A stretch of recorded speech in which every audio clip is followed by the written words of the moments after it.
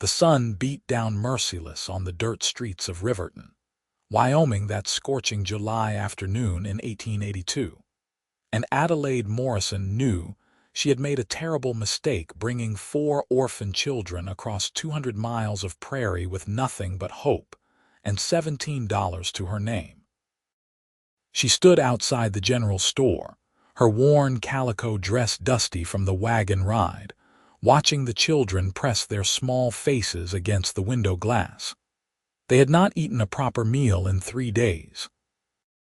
The youngest, 5-year-old Sarah, was crying silently, tears cutting clean tracks through the grime on her cheeks. Tommy, age 7, held her hand and tried to look brave. The twins, Lucy and James, both 9 years old, stood close together the way they always did, as though being near each other could ward off the hunger and uncertainty. Adelaide counted the coins in her palm again. $17.32. She had to find work first, had to secure shelter. Food would have to wait.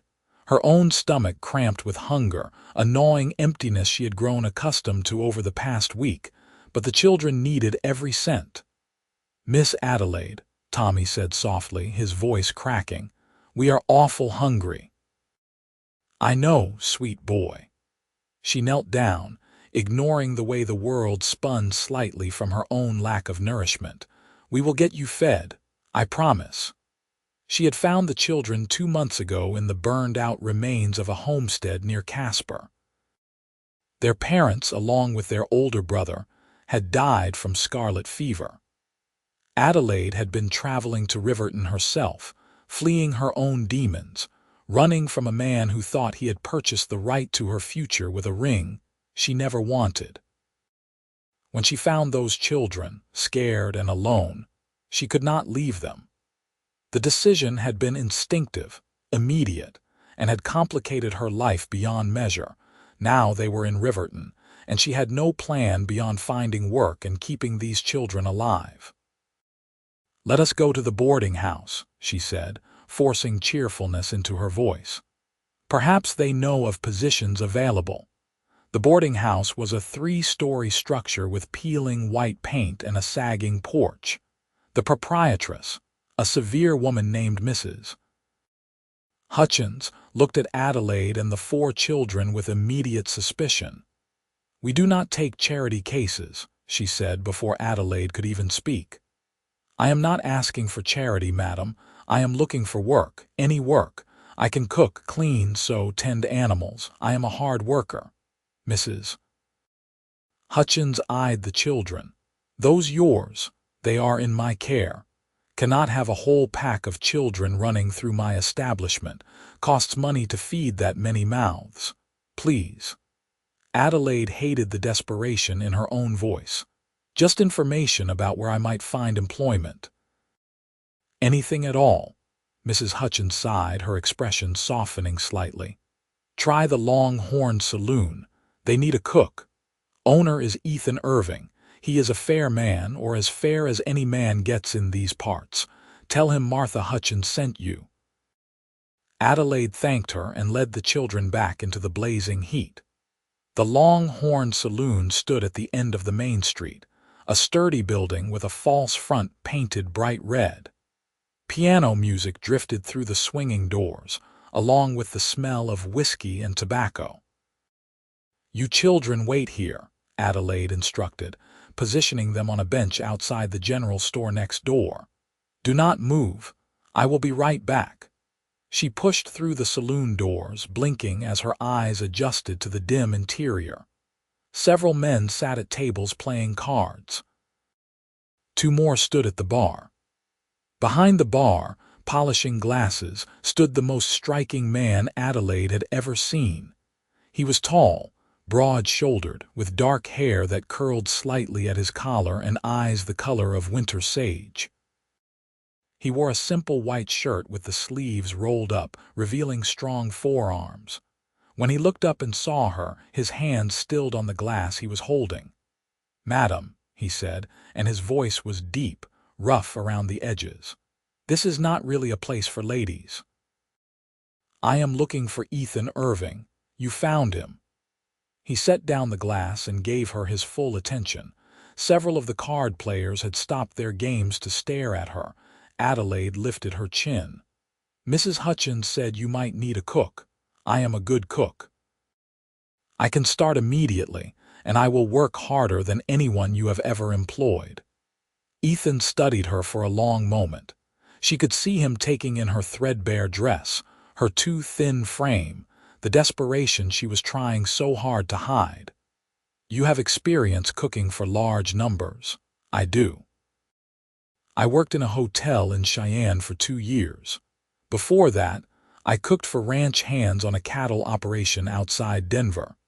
It was only half a lie.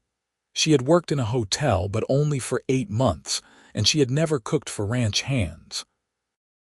But she was a good cook, and desperation made liars of honest people. "Pay is $25 a month plus room and board," Ethan said. "You would have a small room here above the saloon. Meals included. $25. It was more than she had hoped. But there was the matter of the children.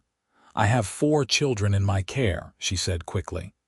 "They are good children, quiet and well-behaved. They will not be any trouble."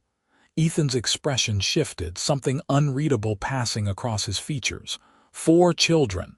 "Yes, they are orphans. I am caring for them. They need me." She hated how her voice wavered. "Please, we have been traveling for a long time and we need a place to stay. I will work double shifts. I will do anything." One of the men at the card table laughed, a crude sound. "Anything," she says. Ethan's gaze snapped to the man, cold and sharp. "Shut your mouth, Henderson, or get out." The man fell silent. Ethan looked back at Adelaide. "Let me see these children." They walked outside together. The afternoon sun hit them like a physical force. Adelaide led him to where the 4 children sat huddled on the bench, looking small and scared and heartbreakingly vulnerable. Ethan stopped, his expression going soft in a way that made Adelaide's chest ache. He crouched down so he was at eye level with the children. "Hello there," he said gently. "My name is Ethan. What are your names?" Tommy spoke first, straightening his shoulders. "I am Tommy. This is Sarah and that is Lucy and James. They are twins. Pleased to meet you all." Ethan looked at each child in turn, and Adelaide saw genuine kindness in his eyes. "Are you hungry?" All 4 children nodded, and Sarah started crying again, quietly. Ethan stood up and looked at Adelaide. "When did these children last eat?" "We had some bread yesterday morning. Before that, we had beans and salt pork 2 days ago." "And you?" Adelaide blinked. "What? When did you last eat?" She did not answer immediately, and that was answer enough. Something fierce crossed Ethan's face. He turned and called back toward the saloon. "Jack, bring out food. Bread, cheese, dried beef, whatever we have that is quick. And water." "Mr. Irving," Adelaide started, "I cannot pay for that right now, but I can work it off. Did I ask you to pay?" He looked at her, and the intensity in his gaze made her breath catch. "Those children need to eat. You need to eat. Everything else can wait." Within minutes, a young man emerged from the saloon carrying a tray loaded with food. Ethan took it and set it on the bench. The children stared at it like it was a miracle. "Go ahead," Ethan said. "Eat." They fell on the food with the desperation of the truly hungry. Adelaide watched them, her eyes burning with tears she would not let fall. She did not reach for any of the food herself. Ethan noticed. Of course he noticed.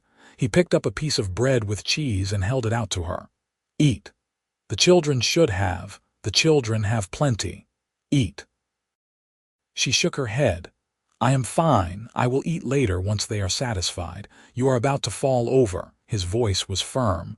"You are no good to those children if you collapse. Eat. There might not be enough. There is enough." He stepped closer to her, still holding out the bread. "Adelaide, that is your name, right?" "Adelaide Morrison," she nodded. "Adelaide, those children need you healthy and strong. You cannot pour from an empty cup. Now eat this before I have to make it an order from your new employer." Her hand shook as she took the bread from him. Their fingers brushed, and she felt a shock run through her at the contact. She bit into the bread, and it was the best thing she had ever tasted. She had not realized how weak she had become until food hit her stomach. Ethan watched her eat with an expression that was almost tender. When she finished, he handed her a cup of water and she drank it down gratefully. "Thank you," she whispered. "You do not need to thank me for basic human decency." He looked at the children, who were still eating eagerly. "The room above the saloon is not big enough for all of you. But I own a small house about 2 streets over. It has been sitting empty. 3 bedrooms, a kitchen, a parlor, nothing fancy, but it is clean and sturdy. You and the children can stay there." Adelaide stared at him. "I cannot possibly afford it. Is part of your pay, room and board, remember. I would rather have you cooking in a proper kitchen anyway. You can prepare meals there and bring them to the saloon. The house has a good stove." "Why are you doing this?" The question came out before she could stop it. "You do not know us. We could be anyone." Ethan was quiet for a moment, his gaze distant. 3 years ago, my sister died. She had 2 children. My brother-in-law could not handle it, fell into drink, and one night he just rode off and never came back. Those children ended up in an orphanage in Laramie. I tried to get them, but by the time I had enough money and stability to claim them, they had been split up and sent east on an orphan train. I have not been able to find them since. The pain in his voice was raw, real. Adelaide's heart twisted. "So when I see someone trying to do right by children who have no one else," he continued, "I am inclined to help. Consider it paying forward what I wish someone had done for my niece and nephew." Sarah had finished eating and slid off the bench. She walked over to Ethan and looked up at him with her big, solemn eyes. Then she wrapped her small arms around his leg and hugged him tight. Ethan looked startled for a moment, then he placed his hand gently on her head. "You are welcome, little one." Adelaide felt something shift in her chest, something warm and terrifying and entirely unexpected. That evening, Ethan led them to the house. It was small but charming, with blue shutters and a little porch. Inside, it smelled slightly of disuse but was clean, just as he had promised. The furniture was simple but well made. There were real beds in the bedrooms, a luxury after weeks of sleeping on the ground or in the back of a wagon. The children ran through the rooms with excitement, their earlier fear replaced with the resilience of youth. Adelaide stood in the kitchen, running her hand over the cast iron stove, and felt tears threaten again. "It is a good house," Ethan said from the doorway. He had carried in their few belongings, though there was not much to carry. "My sister loved it here. I have not had the heart to sell it or rent it out, but I think she would like knowing it was being used to help children. I do not know how to thank you. Cook good meals. Take care of those children. That is thanks enough." He handed her a key. "I will have supplies sent over in the morning. Flour, sugar, salt, coffee, dried beans, bacon, whatever you need to stock the kitchen. Make a list of what else you want and I will get it. Mr. Irving, Ethan, just call me Ethan, Ethan." His name felt strange and intimate on her tongue. "This is too much. I feel like I am taking advantage of your kindness. You are not." He met her eyes and she saw steel beneath the kindness. "But I will expect you to work hard. I need breakfast ready by 6 for the early customers, lunch at noon, dinner at 6 in the evening. And I will need baked goods for the saloon. Can you manage that?" "Yes, absolutely." "Good." He tipped his hat to her. "Get some rest. Tomorrow will be a long day." After he left, Adelaide sank into a chair at the kitchen table and let herself cry. They were tears of relief, of gratitude, of exhaustion. The children came and gathered around her, and she pulled them close. "We are going to be fine," she told them, believing it for the first time. "We are going to be just fine." The next morning, Adelaide woke before dawn. She dressed quickly and went to the kitchen to find that Ethan had not lied. There were crates of supplies stacked by the back door.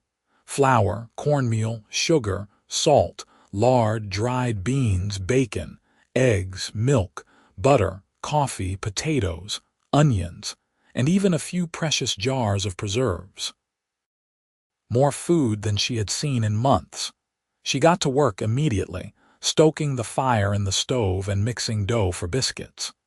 She fried bacon until it was crispy, scrambled eggs with butter and cream, made gravy rich with drippings. She baked the biscuits until they were golden brown. The children woke to the smell of cooking and came into the kitchen with sleepy, wondering faces. "Is that for us?" Lucy asked hesitantly. "Some of it is," Adelaide said, "but most of it needs to go to the saloon. You four can eat after I deliver breakfast." She plated food for the saloon and covered the dishes with clean towels. Tommy helped her carry the heavy baskets, and together they walked through the quiet morning streets to the Long Horn. Ethan was already there, sweeping the floor. He looked up when they entered, and Adelaide saw surprise and approval on his face. "You are early," he said. "I wanted to make sure everything was fresh and hot." He came over and lifted the towels, examining the food. "This looks incredible. I hope it tastes as good as it looks." He picked up a biscuit, broke it open, and took a bite. His eyes closed, and he made a small sound of appreciation that sent a flutter through Adelaide's stomach. "This is the best biscuit I have had in years," he said. "Maybe ever." She felt her cheeks warm with pleasure. "Thank you." The early customers agreed. By 7 in the morning, every plate was clean, and men were asking when she would cook again. Ethan looked at her with something like wonder. "I think I just got very lucky hiring you," he said. Over the next few weeks, Adelaide fell into a rhythm. She woke early, cooked breakfast, delivered it to the saloon, returned home to feed the children and clean the house, then cooked lunch and dinner. She baked pies and cakes and cookies for the saloon, and they sold faster than she could make them.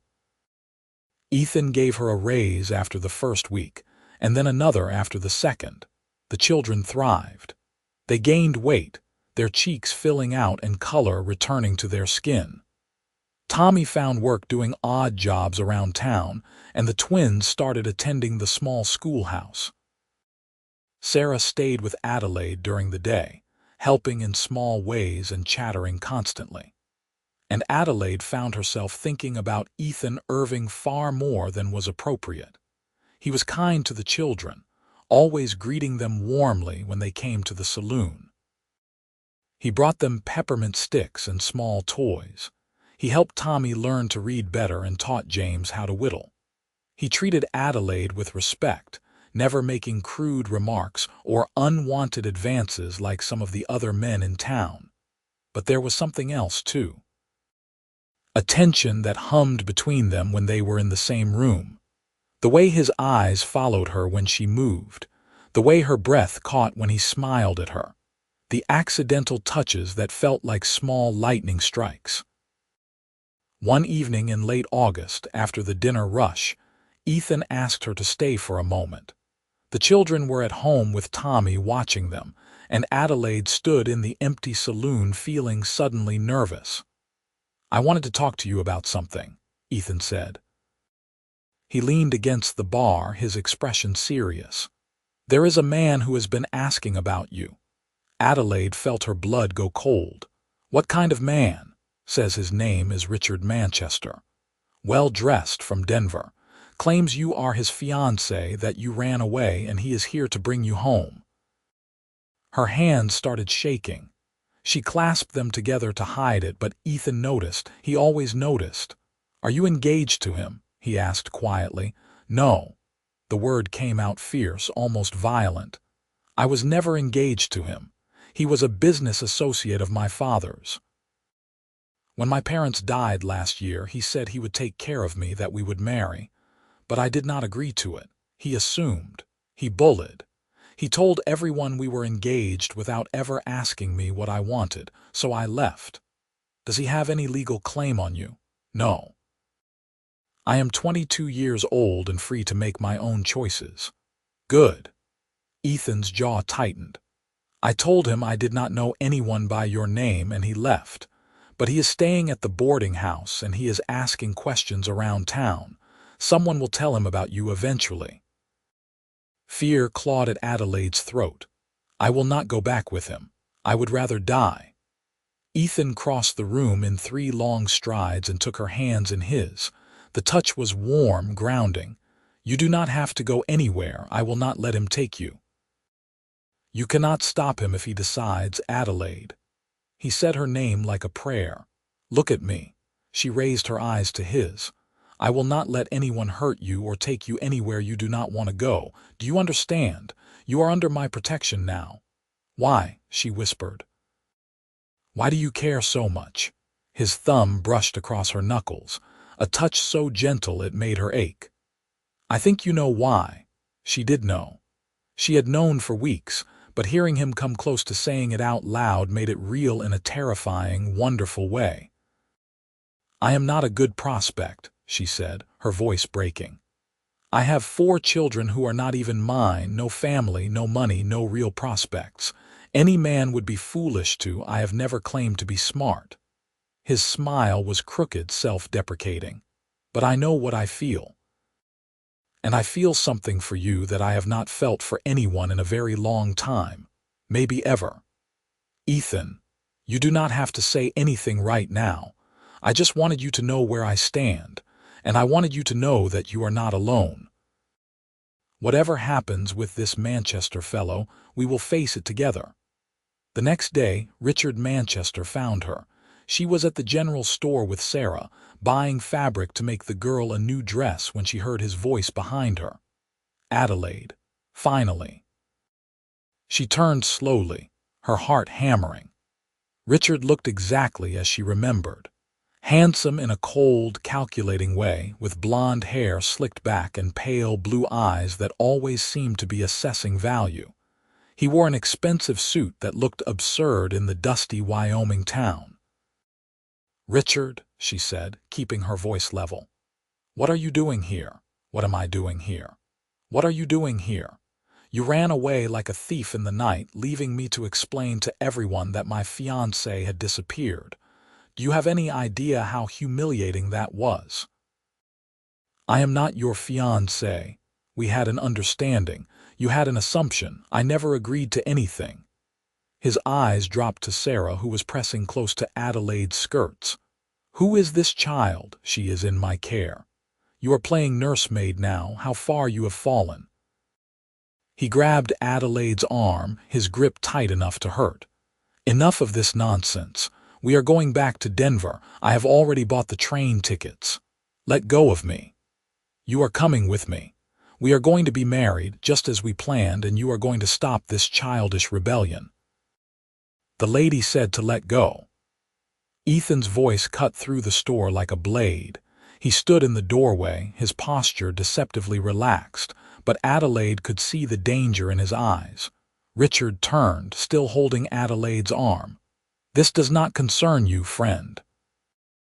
I am not your friend, and when a man grabs a woman against her will in my town, it becomes my concern. Your town, Richard laughed, but it was an ugly sound. Adelaide, is this the kind of company you have been keeping? Saloon owners and rough cowboys. I knew you would degrade yourself out here, but this is worse than I imagined. Ethan moved faster than Adelaide would have thought possible. One moment he was by the door, the next he had Richard's wrist in his grip, twisting it until the man released Adelaide with a yelp of pain.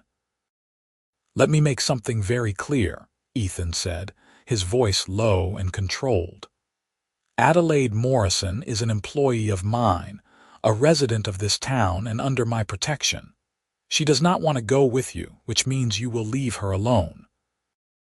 If I see you touch her again, if I hear you have bothered her in any way, I will make you regret coming to Riverton. Do you understand? You cannot threaten me. I will bring the law down on you. Go ahead. The sheriff is my second cousin, and he takes a dim view of men who manhandle women. Ethan released him with a slight push. Get out of here. Go back to Denver. There is nothing for you in Riverton. Richard straightened his jacket, his face flushed with rage and embarrassment.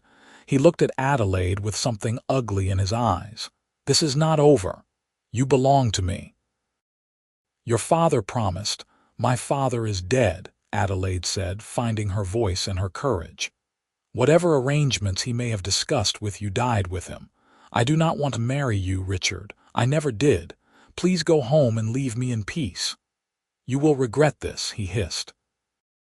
Both of you. He stormed out of the store. Adelaide's legs went weak and she would have fallen if Ethan had not caught her. Sarah was crying quietly and Adelaide picked her up, holding the child close. I am sorry, she said to Ethan. I am so sorry I brought trouble to your doorstep. Stop apologizing. You did nothing wrong. He kept his hand on her back, steady and supportive. Are you all right?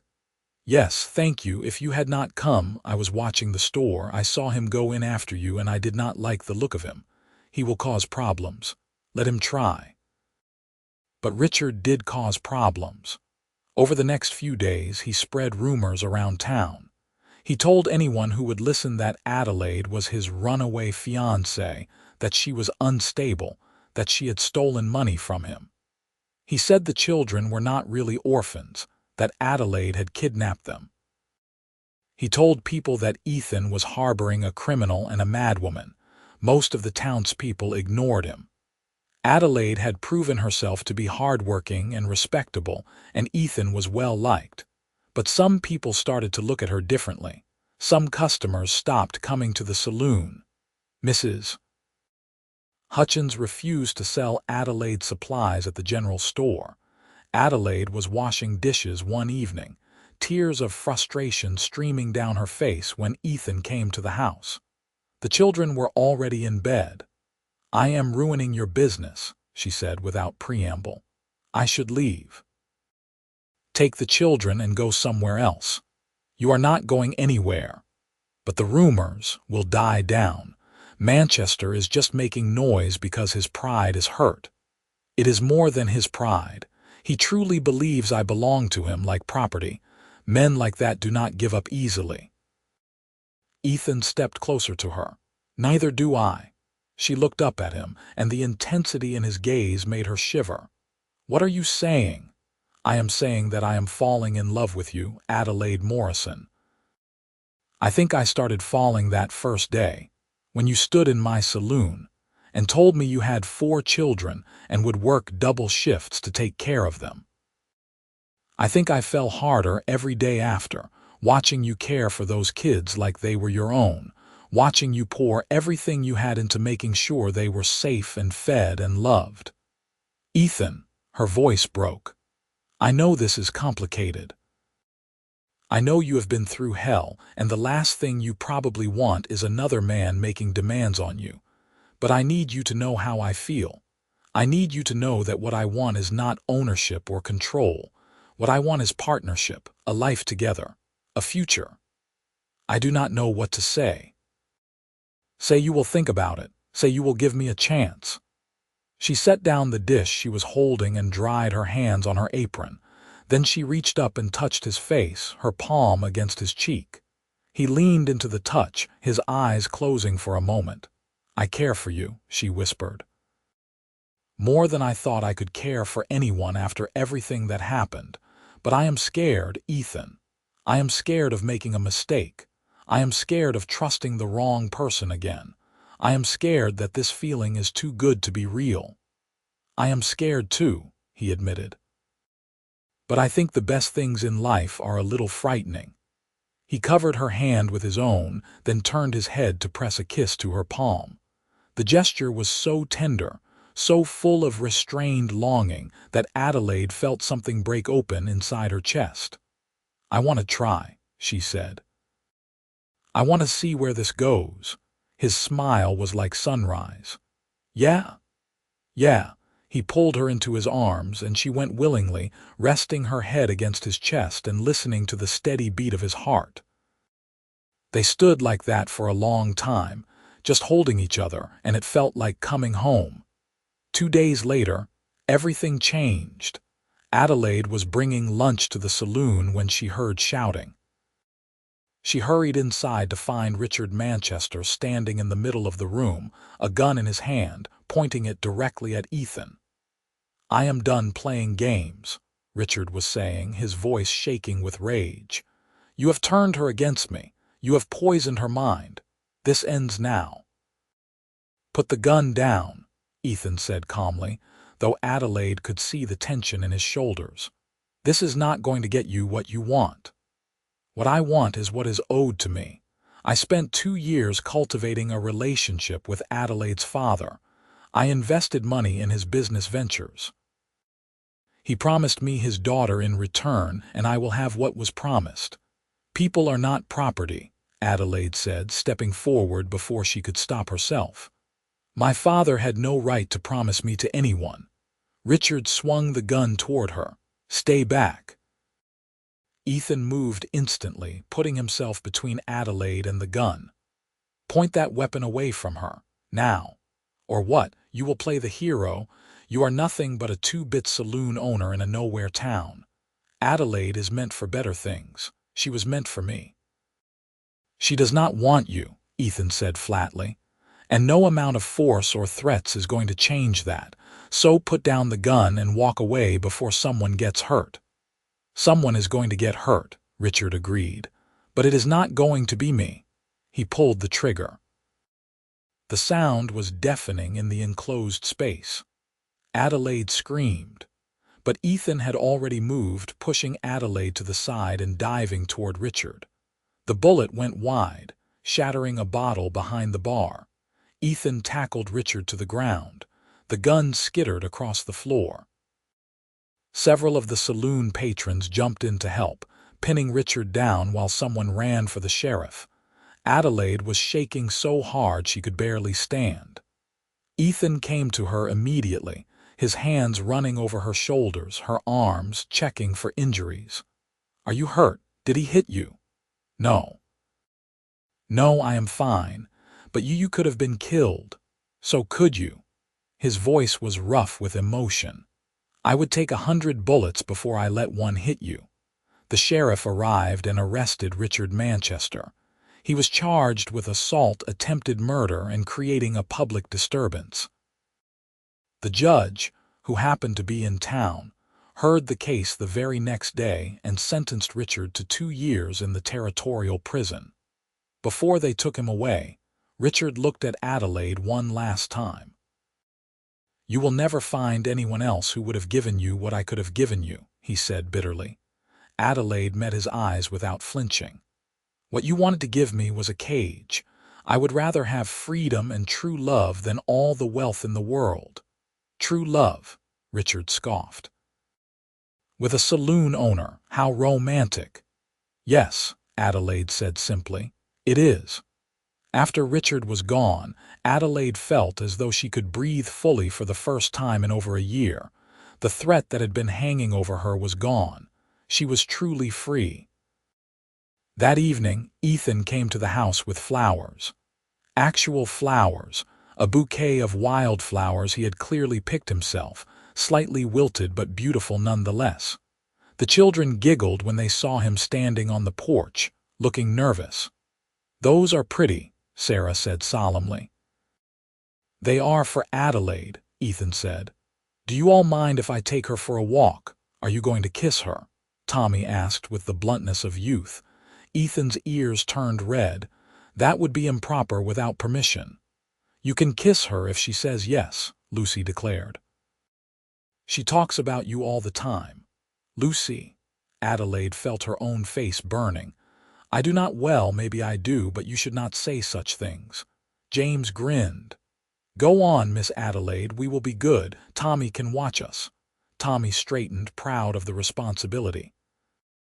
"I will make sure everyone gets to bed on time."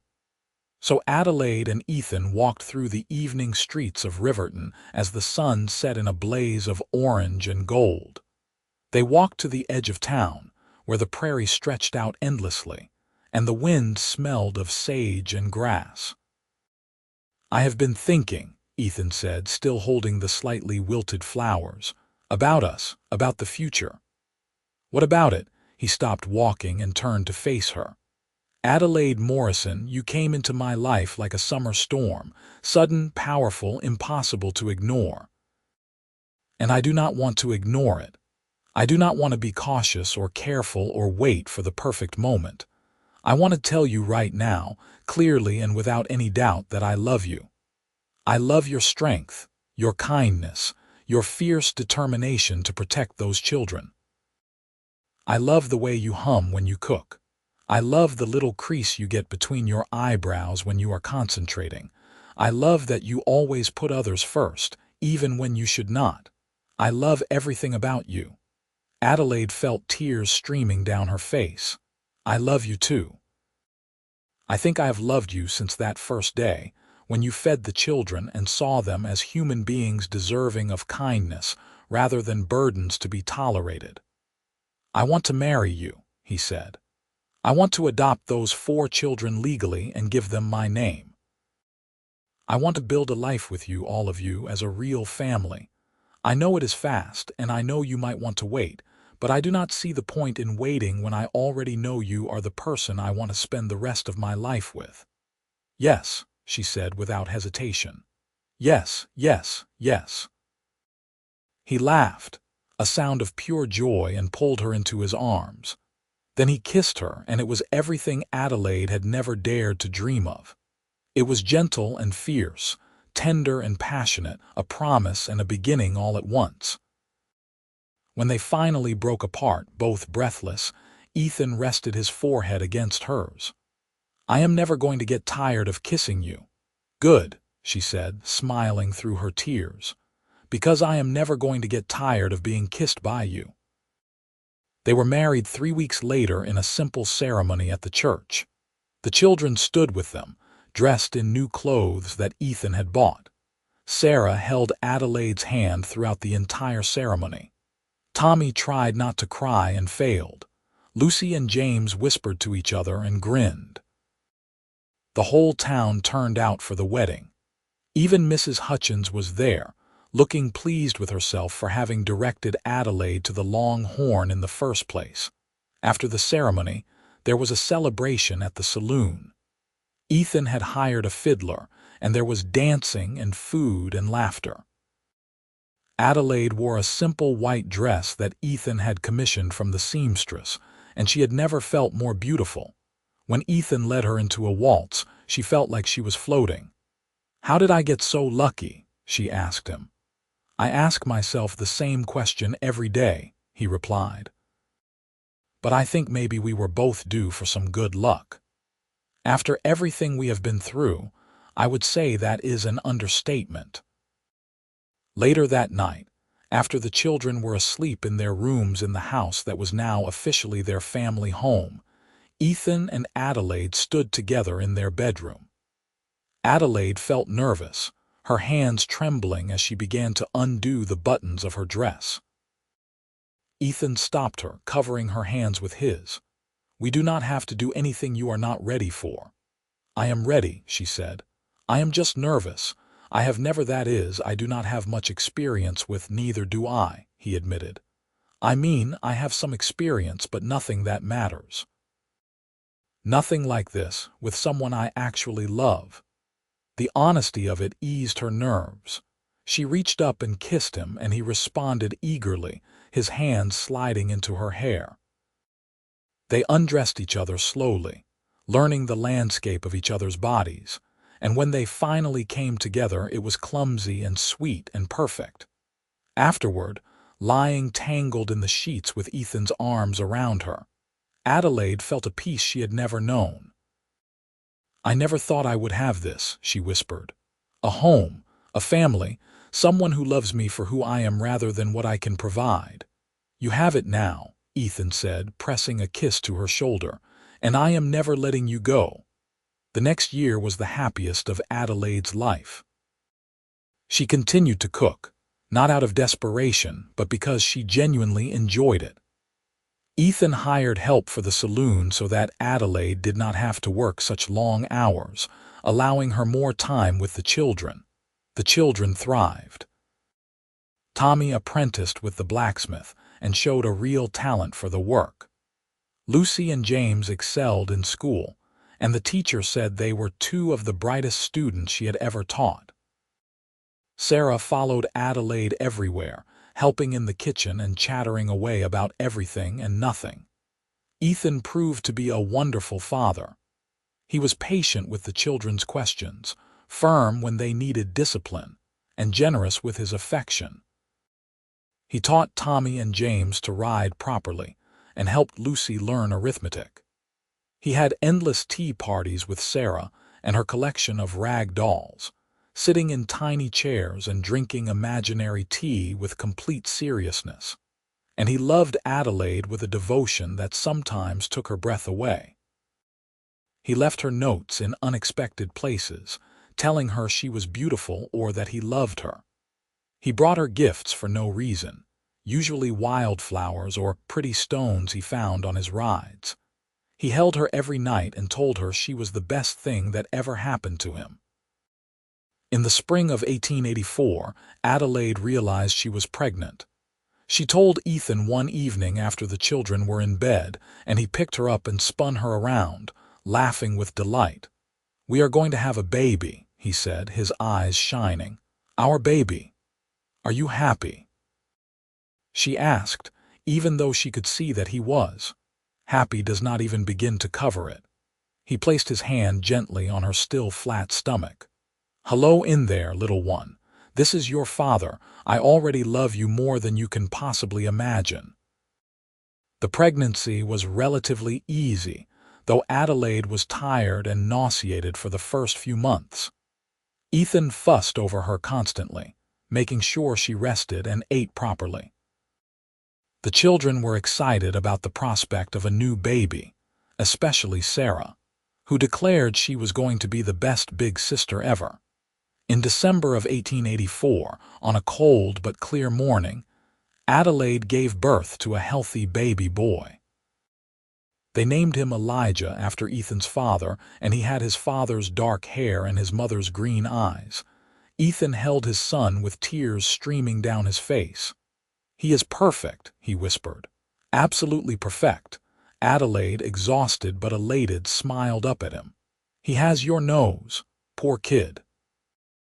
The older children were entranced by their new brother. They took turns holding him carefully, with Adelaide supervising.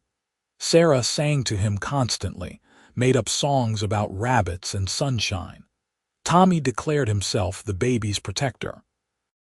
Lucy and James argued over who got to help more with feeding and diaper changes. As the months passed and Elijah grew, the family settled into new rhythms. The house was loud and chaotic and full of love. There were arguments and tears, of course, as there are in any family. But there was also laughter and warmth and an unshakable sense of belonging. By the time Elijah was 2 years old, Tommy was 17 and preparing to take over the blacksmith shop from his aging mentor. Lucy and James, now 13, were both excellent students with dreams of attending a proper academy back east.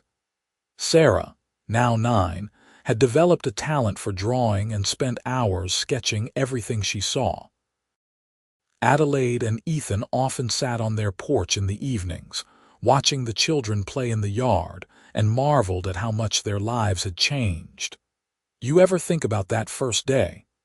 Adelaide asked one evening, her hand in Ethan's.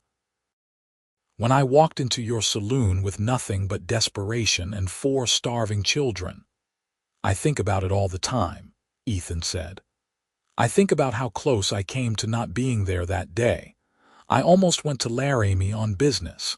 If I had left a day earlier, we might never have met."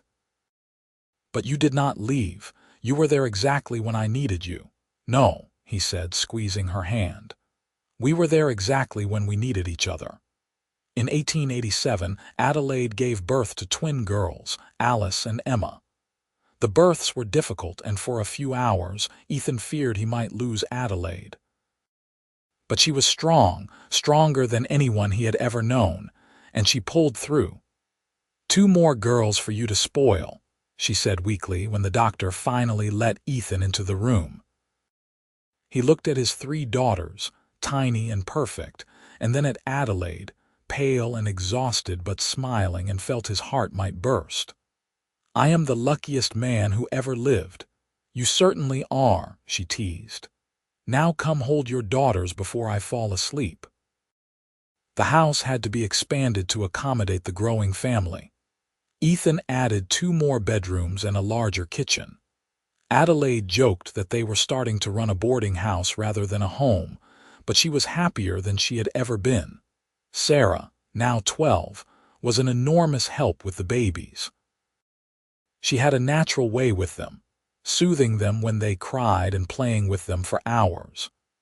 Lucy and James, now 16, were preparing to leave for school in Boston, a prospect that made Adelaide cry even though she was proud of their ambitions. Tommy, now 20, had taken over the blacksmith shop and was courting a nice girl named Martha who worked at the dress shop. He brought her to Sunday dinner regularly, and Adelaide treated her like one of the family. Elijah, now 4, was a whirlwind of energy and questions, constantly getting into mischief and making everyone laugh.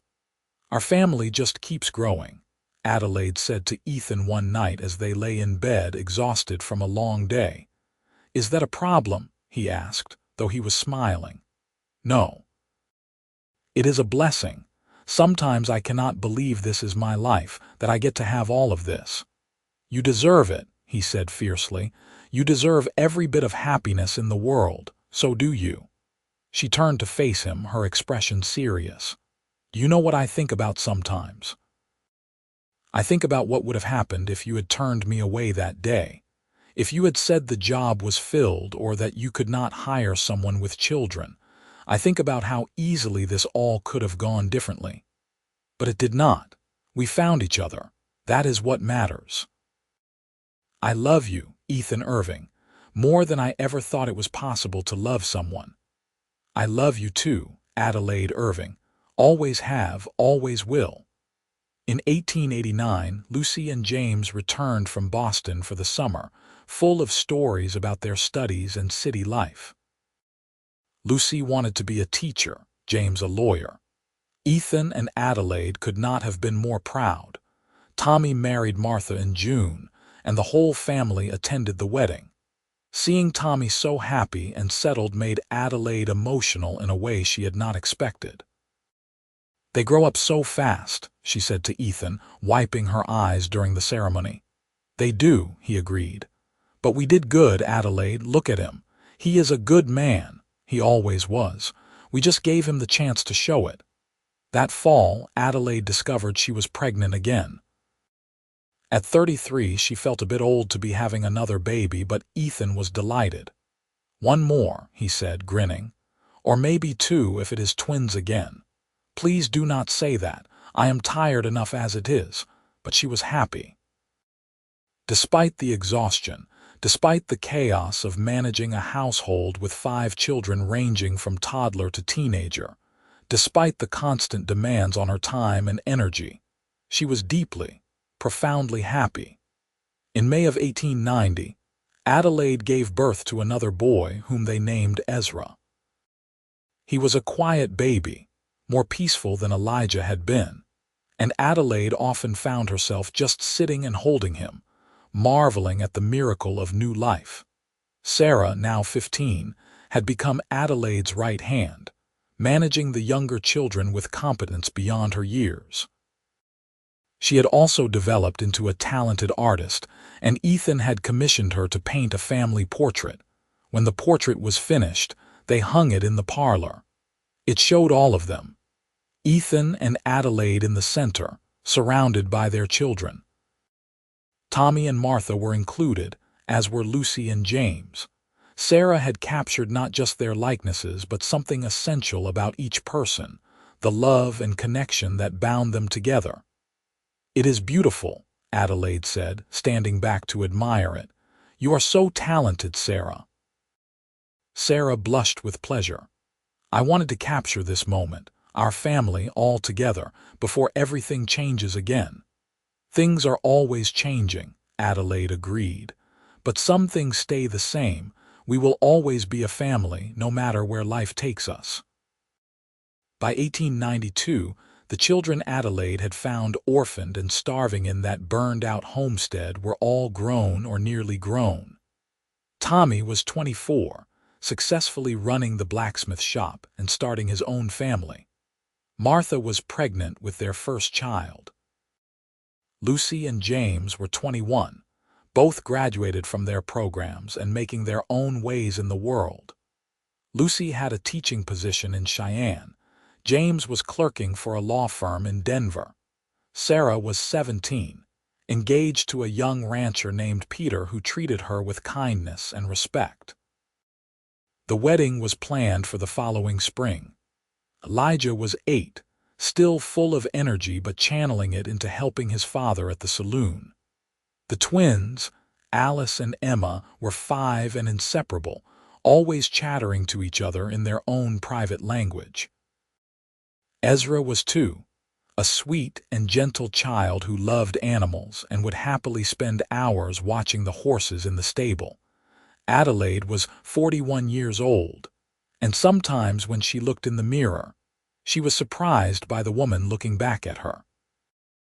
There were lines around her eyes and threads of silver in her hair, but she looked happy, healthy, loved. One evening in late summer, the whole family gathered for dinner. Tommy and Martha were there with their baby daughter. Lucy had come from Cheyenne for the weekend. James had traveled from Denver. Sarah and Peter joined them. The house was loud and crowded and perfect.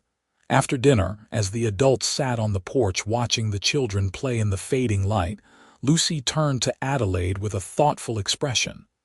"You remember that first day?" she asked.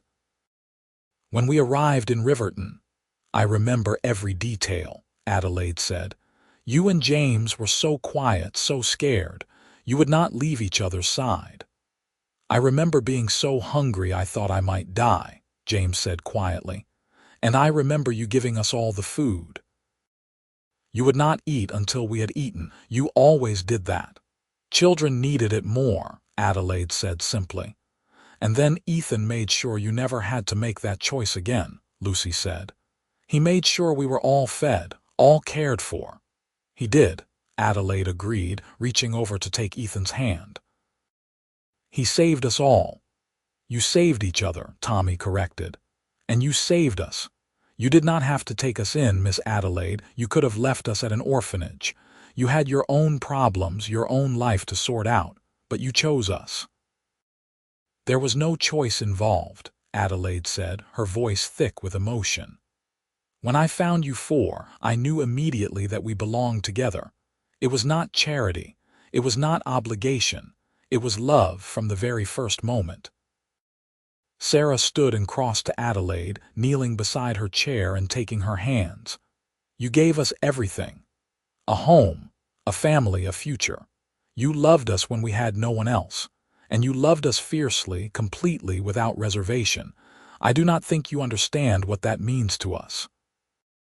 "It means the world," Lucy said, her eyes shining with tears. "You and Ethan gave us a life we never could have imagined, and we love you, all of us, more than words can say." Adelaide was crying openly now, and Ethan pulled her close, his own eyes damp. "You all have been the greatest blessing of our lives," he said. "Every single one of you. We are so proud of the people you have become." The evening ended with hugs and tears and laughter, and as Adelaide prepared for bed that night, she felt a sense of completion. Her life had not been easy. There had been loss and pain and fear, but there had also been love, so much love that it had transformed everything. "What are you thinking about?" Ethan asked, pulling her into his arms. "I am thinking about how grateful I am for all of it, the hard parts and the good parts. Because all of it led me here to you, to this family." "I am grateful too," he said, kissing her forehead. "Every single day I wake up grateful that you walked into my saloon, grateful that I got to love you, grateful for this life we built together." They stood at the window, looking out at the town they had made their home. Riverton had grown over the years. There was a new school now, a larger church, more businesses. But the long-horn saloon still stood at the end of Main Street, and the little house with blue shutters still sheltered their family. "You ever regret it?" Adelaide asked. "Taking in a woman with 4 children and no prospects?" "Never. Not for a single second." He turned her to face him, his hands framing her face. "You were not someone with no prospects, Adelaide. You were someone with more courage and strength than anyone I had ever met. You were someone who refused to eat until the children were fed. Someone who would sacrifice everything for people who were not even her own blood. You showed me what real love looks like, what real family means. And you showed me what it means to be truly cared for, to be seen and valued as a person, not as property or obligation. You gave me freedom and love in equal measure. We gave each other everything that matters," he said simply. They kissed, and it was as sweet and thrilling as the first time all those years ago. The years continued to pass, bringing changes and challenges as years always do. Tommy and Martha had 4 children, making Adelaide and Ethan grandparents. Lucy married a teacher from Cheyenne and moved back to Riverton, opening a girls' school. James became a prominent lawyer in Denver but visited often. Sarah and Peter had a ranch north of town, raising horses and 3 boisterous sons. Elijah grew into a thoughtful young man who took over running the saloon when Ethan's joints started aching too much for the long hours. The twins, Alice and Emma, both became nurses working at the new hospital in town. Ezra studied veterinary medicine and became the town's first trained animal doctor. Adelaide and Ethan grew old together, their hair going white, their steps slowing, but their love never diminished. If anything, it deepened, becoming the kind of steady, unshakable thing that only decades together can create. In the spring of 1910, they celebrated their 26th wedding anniversary with a huge party. All of their children came home, along with their spouses and children. There were 23 grandchildren in total, ranging from newborn babies to teenagers, and the house was overflowing with noise and life. Adelaide, now 60, stood in her kitchen making biscuits the way she had for decades, and Sarah came to stand beside her. "Let me help," Sarah said, rolling up her sleeves. They worked together in comfortable silence for a while, the way they had so many times over the years. Finally, Sarah said, "I have been thinking about writing our story, the story of how we all came together." "Why would anyone want to read that?" Adelaide asked, bemused. "Because it is important. Because it shows that families are not just about blood. They are about choice and love and commitment. Because your story and Ethan's story and our story, it matters. I suppose when you put it that way." "Will you tell me about it? All the parts I was too young to remember or understand." So Adelaide told her. She told her about the fear and desperation of those early days, about walking into the saloon with nothing but hope, about Ethan's immediate kindness, his refusal to let them go hungry, about how he made sure she never had to choose between her own needs and the children's needs ever again. She told her about falling in love, slowly and then all at once, about the fear that came with Richard Manchester's arrival and the relief when he was finally gone, about the wedding and the early years of marriage, learning to be a family. She told her about the joy of each child born, the pride in watching the older children grow into remarkable adults, the deep satisfaction of building a life filled with love and purpose. "I want people to know," Sarah said when Adelaide finished, "that there are men like Ethan in the world, men who see women as partners, not property. Men who love children who are not their blood as fiercely as if they were. Men who choose kindness over convenience. There are, Adelaide agreed. But they are rarer than they should be. Your father is special. You both are, Sarah said, hugging her tightly. You saved my life, Mama. You saved all of our lives. Adelaide held her daughter, this girl she had found hungry and scared and turned into a confident, talented woman, and felt tears slip down her cheeks. You saved mine too, sweet girl.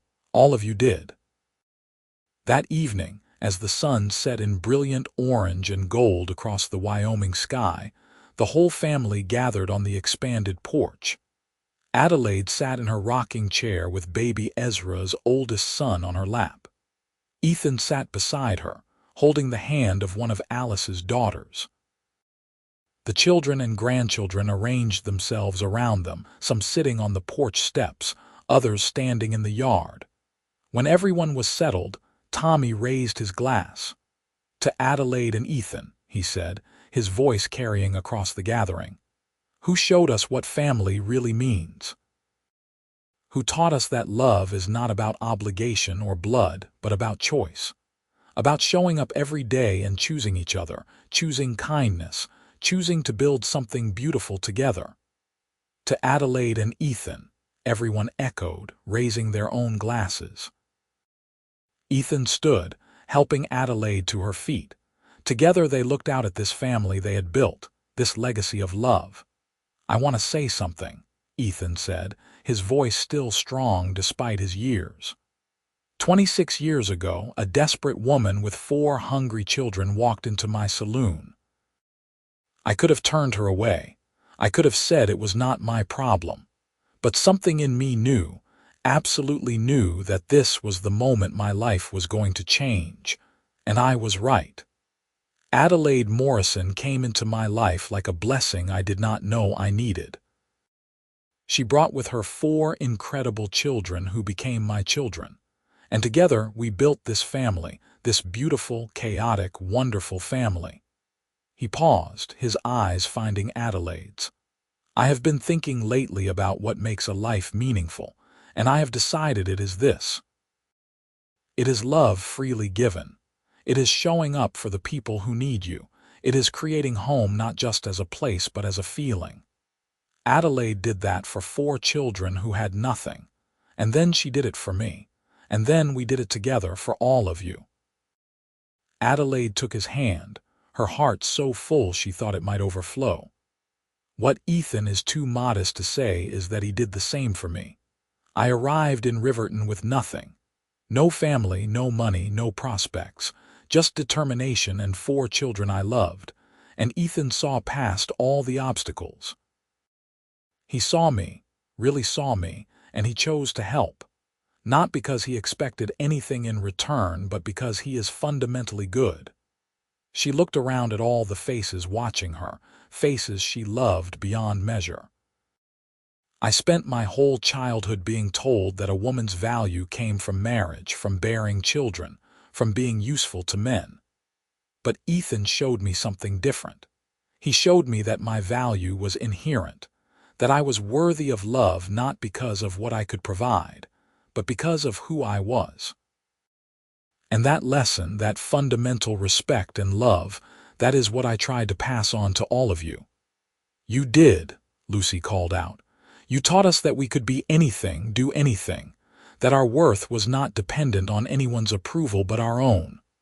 You taught us to be kind, James added. To see people who are struggling and help them the way you were helped. You taught us that family is what you make it, Sarah said. That blood is not the most important thing. Love is. The gathering dissolved into hugs and tears and laughter. Children ran around the yard, chasing fireflies as the night deepened. Someone brought out a fiddle, and there was music and dancing. Adelaide danced with Ethan under the stars, moving slowly to the music, and it felt like the culmination of everything. All the fear, all the pain, all the struggle had led to this moment, this perfect moment of joy and love and belonging. I would do it all again, she whispered to him. Every hard moment, every scary decision, every challenge. I would do it all again to end up here with you, with this family. So would I, he said, holding her close. 1,000 times over. They danced until Adelaide grew tired, and then they sat together in their rocking chairs, watching the celebration continue around them. Grandchildren climbed into their laps. Children came by to kiss their cheeks and tell them stories. The air was full of love and laughter. As the evening wound down and families began to head home or to their rooms, Adelaide and Ethan remained on the porch. The sky was clear, stars scattered across it like diamonds. "We did good, did we not?" Ethan said softly. "We did great," Adelaide corrected. "Look at what we built. Look at all those lives we touched, those children who would have been lost, scattered, maybe dead. But instead they grew up loved and secure. They became good people who are raising good children of their own. We started something that will continue for generations." "Our legacy," Ethan said. "Our love story," Adelaide replied. They sat in comfortable silence for a while, just being together as they had been for over a quarter of a century. Finally, Adelaide spoke again. "You remember what you said to me that first night, when you brought food for the children?" "I said a lot of things. You said I was no good to the children if I collapsed, that I could not pour from an empty cup, and then you made sure my cup was always full. Every day since then, you have made sure I had what I needed, not just food and shelter, but love and support and partnership. You filled my cup so I could fill others. That is what real love looks like." Ethan brought her hand to his lips and kissed it gently. "And you filled mine. You brought purpose and meaning into my life. You gave me a family when I thought I would never have one again. You loved me so completely that I became a better man because of it." They stayed on the porch until the moon was high and the house was quiet. Then, hand in hand, they went inside to the bedroom they had shared for so many years.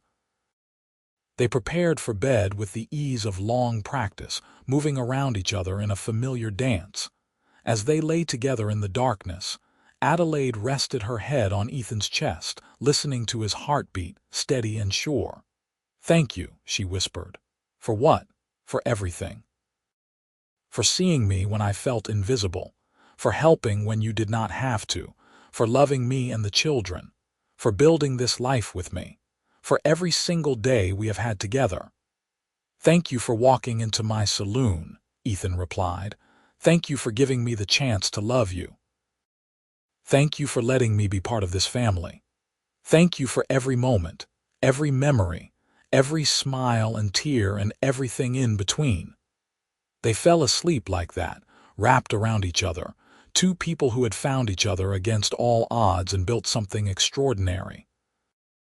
Adelaide and Ethan lived many more years together, watching their family continue to grow and flourish. They celebrated 50th wedding anniversaries and birthdays and graduations. They welcomed great-grandchildren. They faced losses too, as all long lives must include, but they faced them together, drawing strength from each other. When Adelaide was 73, she became ill. The doctors said it was her heart, worn out from a long life fully lived. Ethan never left her side, holding her hand through the difficult days and nights. On a spring morning when the wildflowers were blooming and the air smelled of new beginnings, Adelaide looked at Ethan with eyes full of love and no regret. "It was a good life," she said, her voice weak but clear. "The best life." "The best," he agreed, tears streaming down his face. "I love you, Adelaide, always have, always will." "I love you too," she whispered. "Find me again in whatever comes next, promise me." "I promise. I will find you in every life, every world. You are my person, my love, my everything." She smiled, squeezed his hand once more, and then she was gone, slipping away as gently as she had lived. Ethan mourned deeply, but not with bitterness. He knew he had been blessed beyond measure. They had had 43 years together, years full of love and laughter and family. It was more than many people ever got. He lived 3 more years, surrounded by children and grandchildren and great-grandchildren who all carried pieces of Adelaide in them. Her kindness, her strength, her capacity for love. When Ethan died at 81, peacefully in his sleep, the whole town came to his funeral. The church could not hold everyone who wanted to pay their respects to the man who had been a pillar of the community, a devoted husband, and a loving father. He was buried next to Adelaide, their graves side by side under a large cottonwood tree. The headstone was simple but perfect, bearing both their names and a single line underneath. They chose love and built a family that will last forever. And it did. The children they had raised, both biological and adopted, went on to live extraordinary lives. They passed on the lessons of kindness and love they had learned. Their children did the same, and their children after that. The house with the blue shutters remained in the family for generations, always full of life and laughter, always a symbol of what 2 people could build when they chose love over fear, family over convention, and kindness over convenience. The story of Adelaide and Ethan Irving became a legend in Riverton, Wyoming. It was told and retold, passed down through generations, a reminder that sometimes the most extraordinary love stories start with a simple act of kindness, with one person seeing another's need and choosing to help, with refusing to let anyone go hungry, whether it was for food or for love. And somewhere, in whatever comes after this life, Adelaide and Ethan found each other again, just as he had promised they would, because love like theirs does not end with death. It echoes through eternity, touching lives across time and space, a testament to the power of choosing each other every single day, for better or worse, through every challenge and triumph. Their love story began with a woman who refused to eat until the children were fed, and a cowboy who made sure she never had to choose again. And from that one act of kindness, an entire legacy was born. A family that spanned generations, a love that became legendary, a reminder that the smallest acts of compassion can change the world, one life at a time.